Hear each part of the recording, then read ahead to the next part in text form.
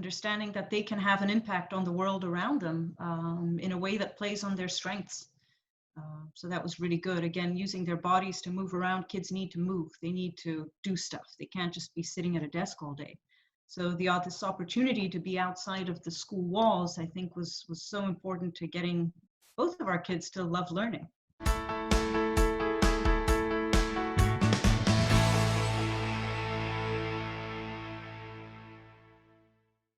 As a teacher herself, Jasmine Bush sees in her two kids two very different young learners. Her older daughter has a variety of learning disabilities that need extra help, while her younger son is a boy who loves to build Lego towers and smash them down.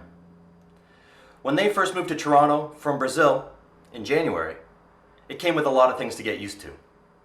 One thing that Jasmine says she wasn't ready for, though, was how many times she spoke to schools during her search, asking them how they support kids like her daughter, and how many times she was disappointed. She found one school, though, that didn't let her down, and it was Oak Learners in Etobicoke, Ontario. Jasmine, how long have you been at Oak Learners? For 1.5 years now. Well, what brought you there in the first place? Well, we actually moved from Brazil, so from a long way away. And before I came here, we did a lot of research on what we wanted in a school. Our two kids are very different. Our oldest daughter has several learning disabilities, and our youngest is neurotypical. So we wanted a school that would cater to both of them. And we know that dealing with learning disabilities is complex, and that although a lot of schools say that they do it and say that they do a great job, the reality is very different. And I'm a teacher, so I see that from the inside as well. So I looked for a school that actually did do what they said they did. So you were looking for schools from afar. You didn't not have the luxury of knocking on the door and walking into the place. No. So what kind of questions then were you asking to make sure this important need was satisfied as far as your child's learning disabilities? I asked how they dealt with different problems that we had faced before, what types of solutions they offered, both in the short term and in the long term. I asked what their long-term visions for kids are, because we know that a problem may be a problem now, but we hope that it won't be maybe 2-3 years from now, if you plan properly. So I looked at their curriculum. I asked questions about how they deal with behavior problems, how they deal with kids of different levels in a class. And at the same time, how do they do all that and make sure that kids are at grade level, I suppose, and are able to integrate seamlessly into a regular school or a bigger environment if that was what they wanted. In this regard, was there a question you asked or something you looked for that you did so because you have that experience as a teacher and another parent who didn't have that experience might not? Yeah, so let's talk about behavior, for example. It is very common for kids with learning disabilities to have all sorts of behavior problems. And I've spoken to a lot of different schools, even here in Toronto, who said, yeah, we're great for learning disabilities. And then I would ask, well, what do you do with a kid who is aggressive in class? And then they would say, we don't do that. And I said, well, how can you not? That's a component of 80% of learning disabilities. So what do? Do you just kick them out? And this was the first school that actually had a thoughtful, individualized approach to handling problems. All sorts of different problems that I had seen as a teacher or that we faced with my oldest daughter. And they had pretty thoughtful, realistic answers. Before you came to Oak Learners, what were the most disappointing answers you encountered? I'm sorry, could you repeat that? Disappointing? The most disappointing answers you encountered during the search for the right school before you came to Oak Learners? Yep. I think that was it. We don't deal with X, Y, and Z. Because in my mind, if you are a school that deals with learning disabilities, and again, I came across at least 10 or 15 here in Toronto, you have to deal with all parts of that. You have to deal with the child's mental health, with social emotional issues, and with academic issues. But the vast majority of them were great with the academic part, with dealing with a kid with ADHD, and what do you do to make sure that they, I guess, do well academically. but they would do nothing for mental health or for social emotional learning, which is such a key component of academic success.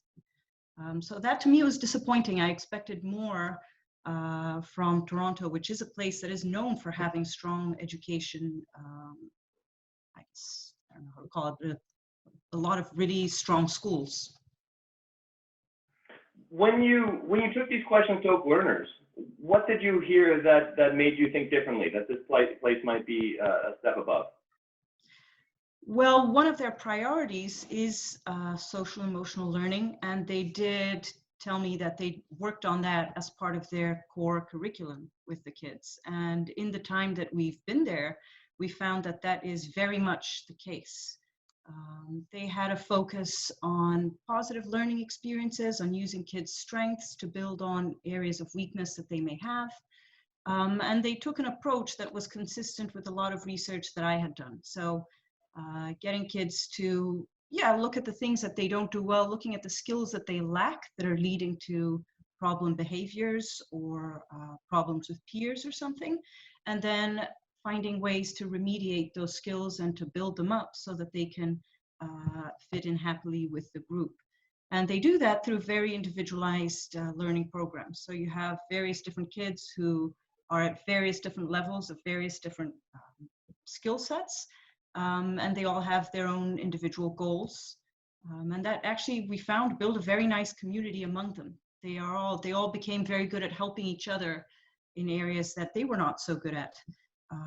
And I guess feel good about that, not feel that they were being let down by a challenge that they had, but that they could use that as a way to be helped by someone else, or to use that as a way to insert themselves into a group. This approach that you've described, is it something that Oak Learners does specifically to tailor to kids with special learning needs? Or is it more of a general approach that just allows for that broader accessibility? I think that's just a general part of their core curriculum. It is one of the things that makes them different. So using my son as an example, who has no special needs, he got there, he was, I think, almost four, yeah. And he's a bright little kid, but he's a boy, and all he really wanted to do was build Lego towers and destroy them again. But they managed to overcome that and work with him on his own little plan. And now he's a good year and a half ahead of where he needs to be. And all because they put his mental health and his social emotional learning at the core of learning. If he understands what he needs to do, and if he's happy about it, then he's more likely to do it. So I think that's just a part of what the school does, of the way that the school approaches teaching and education. And the kids are very happy there. He loves it there. We're talking about mental health, social emotional learning. I'm wondering, your kids must have gone through such a huge moment of transition in their lives, moving from Brazil to Toronto, as part of this new school. How did the school support them with that, big shock to their reality? Well, we had two very different experiences. My daughter she just loved it. She loved being in the new environment because she had a very difficult experience in her previous school. She's also older, so she understood what was going on. My son was very happy where he was before, so he really suffered through the move. And we moved in January, and there were snowstorms, and there are no snowstorms in Brazil, and so he had a hard time. But they worked really well with him. They had one teacher that was assigned to help him with this transition, and she was initially the one who formed a bond with him, who worked with him to get him to be comfortable staying at school. And then slowly but surely, he started getting used to the idea that we're going to stay. And then very quickly, he was actually very happy there. What transformations did you notice in your kids after those first few months at Oak Learners? They became more independent. They learned how to do a lot of self-care things by themselves, parts of getting dressed, parts of getting their own meals together, taking care of personal hygiene. So a lot of independence habits became much more ingrained. Because they're happening in the classroom? Because they foster that in the classroom, because kids are taught how to do stuff by themselves, which is good. And they took a lot of pride in that. Also, they loved going to school. And for my daughter especially, that was a big change. She hated school before. She had all sorts of different challenges. She has ADHD. And so she did not do well in a huge environment where it was a very traditional school. She had to pretty much sit at her desk all day. So she was thrilled. They began to enjoy learning again. What did that change do for you yourself as a parent and your family as a whole? You know, going from, you had one child who wasn't happy in their former school, you're going through this huge life change, as well as this like admissions and entrance process from afar. What was the change that happened for you and your family going from not happy at school to settled and happier? I think that's a very huge change, and I think it's a question of trust. We learned that we can trust the school, that we can work together to find a solution.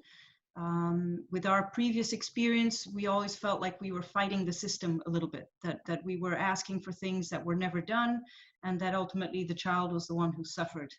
And so we felt very happy. It brought us a great sense of peace as a family, and it took away a whole lot of problems for us, because when you have a kid who's not doing well at school, there's a lot that you have to do at home as well. There are a lot of conversations you have, a lot of therapies that you take them to.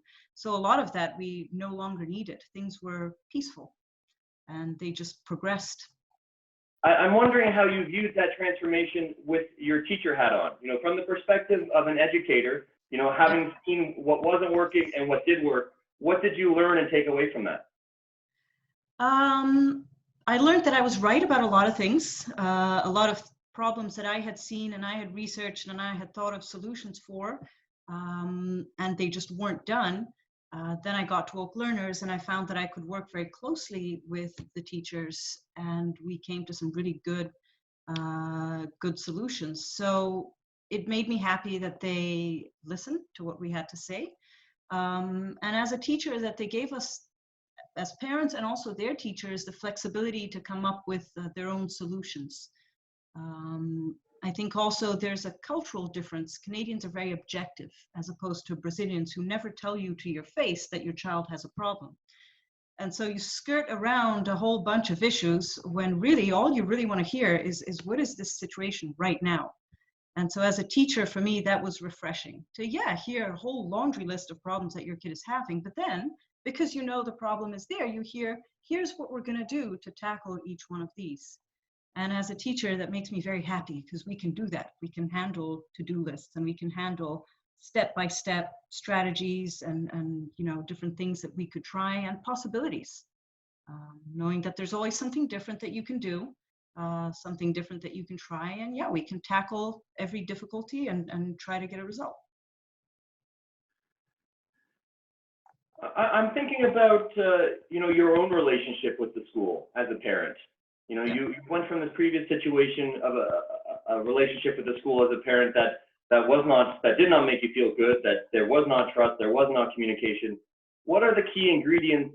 You know, now that you've been at Oak Learners for going on 2 years, what are the key ingredients that they have there to keep that relationship positive? I think first of all is accessibility. It is always possible to schedule an appointment or even just a talk at the end of the day.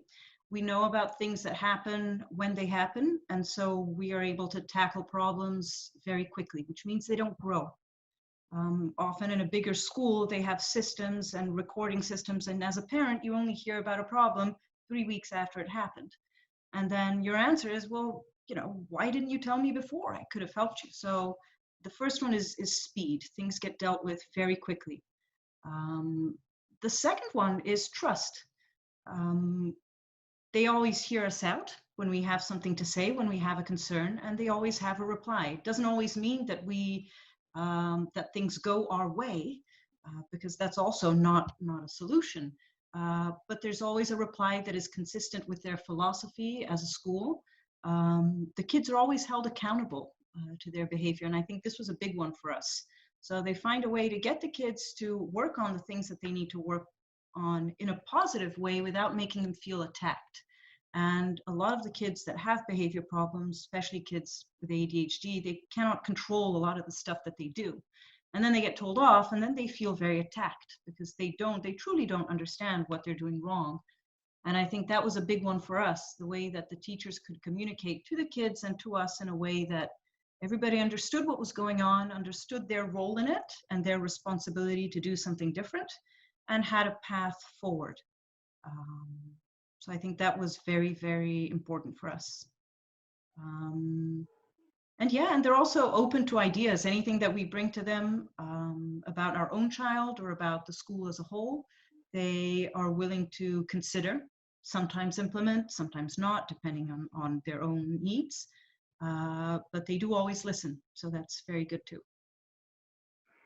Jasmine, I'm curious, there's so many tangible and intangible things that go into making the school the right one for your family. And doing that decision-making process from afar, by phone, by internet, you might be blinded to some of the intangible things. I'm wondering, when you finally did walk into the school, when you finally were there in person, what were some of the things you came to appreciate about the place that you couldn't have seen before when you were contacting them from Brazil? Okay, I think that has to do with the space. When we first spoke to them and when we first researched them, we knew that we know that they are a small school. We also knew that they had a part of their curriculum that happens outdoors. And we really liked that. And our daughter actually saw me looking through the website, and she was initially very attracted to that because she loves to move around. And so that for us ended up being really, really important. Until we got there and saw the space and the relationship that they have to their community and to the neighborhood that they're in, we couldn't really understand how the two could work so well together. But they actually do. The kids do a lot of projects outside of the school space. Before COVID especially, they used public transportation, they used the local parks. They went all over Toronto just from that one little spot, and they loved it. And they learned how to do all sorts of things that I never thought of. But I couldn't envision how they were going to make that happen without actually seeing it. And especially coming where we come from in São Paulo, where security is a huge issue, we just didn't understand how you can walk with kids down the street to the park. And here you can. So that was new to us. That's kind of a special change.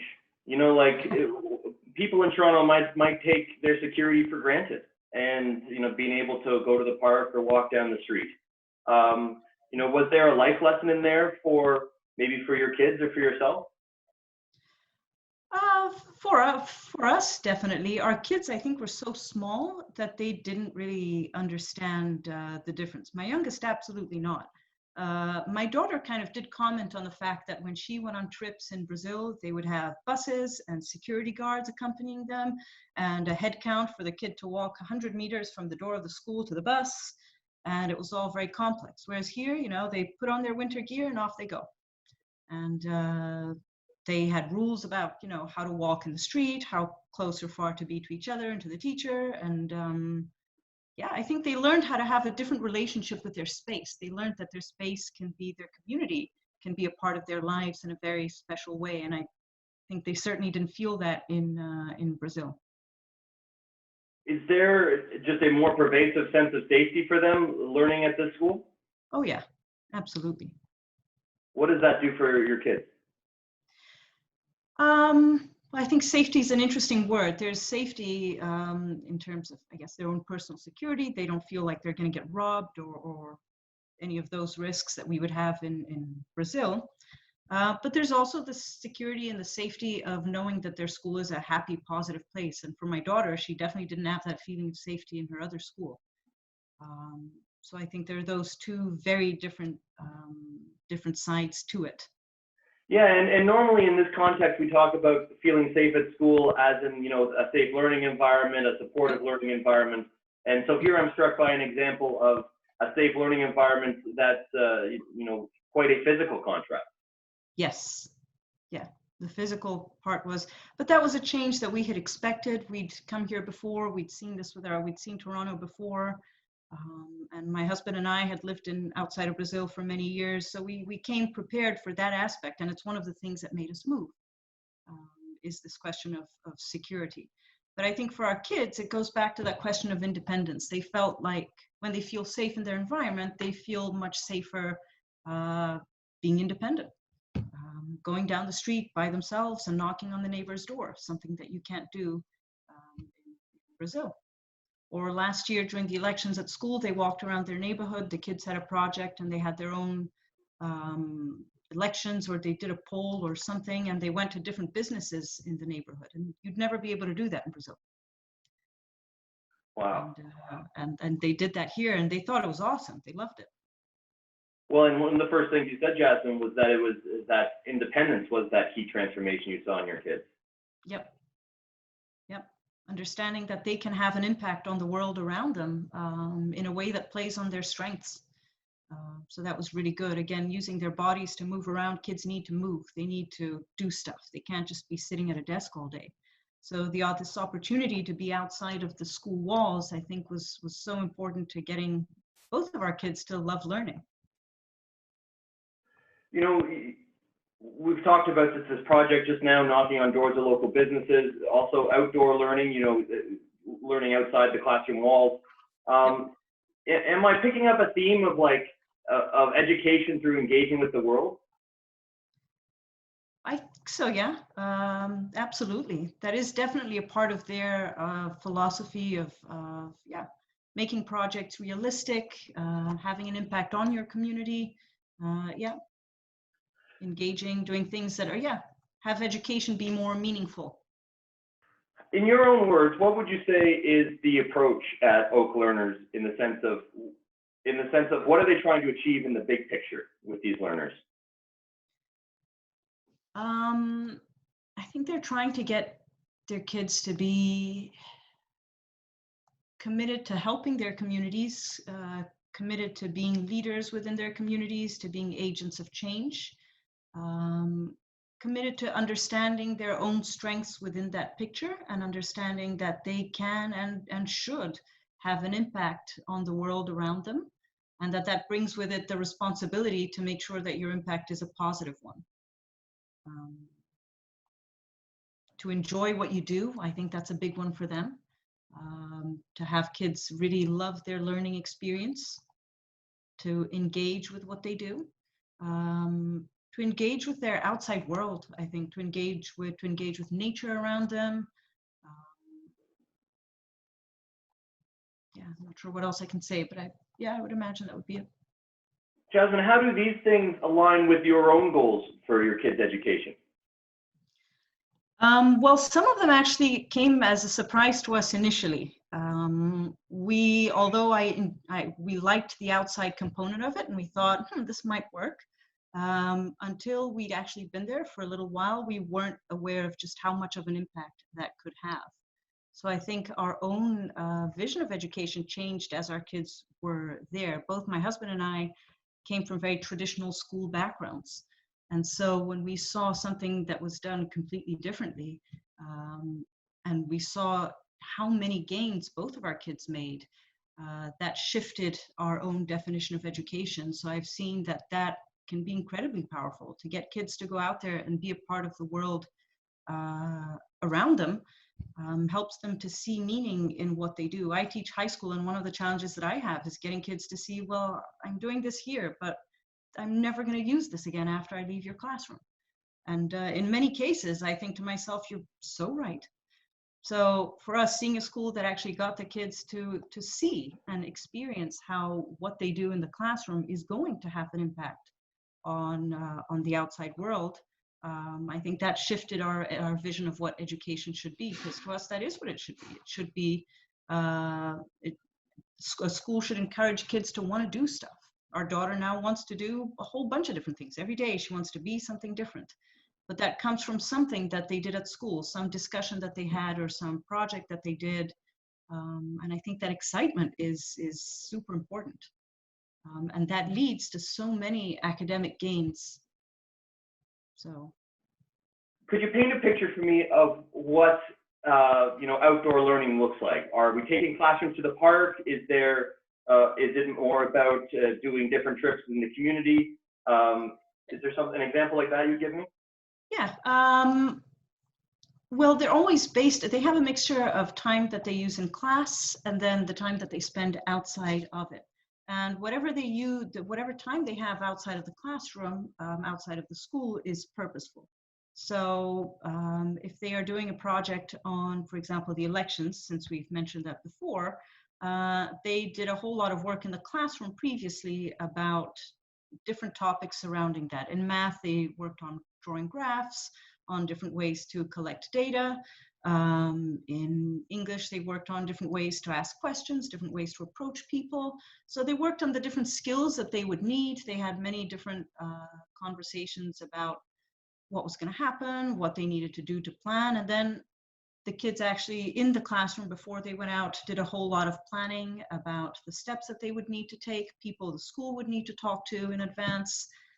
So they did a lot of work for that. And at the end of the project was their actual trip outside, where they went with their clipboards and with the material that they had designed.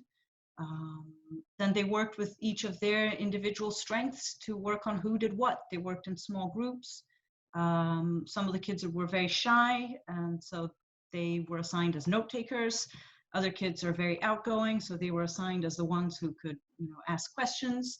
And so they do, I guess, a blending of what they need to do academically, the core part projects indoors in the classroom, and then they go outside and put it into practice. They did a different project that they do every year, not this year because of COVID, but with springtime.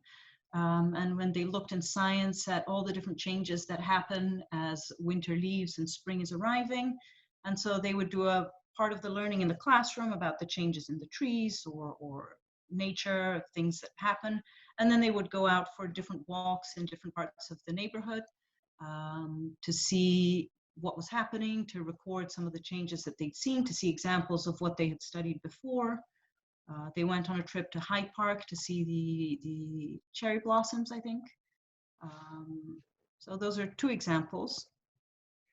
Jasmine, if there was one thing that your kids have experienced in their education at Oak Learners, one thing that you could steal for your own teaching, with your high school class, is there some bit of inspiration that you might love to steal and adapt to your own teaching one day?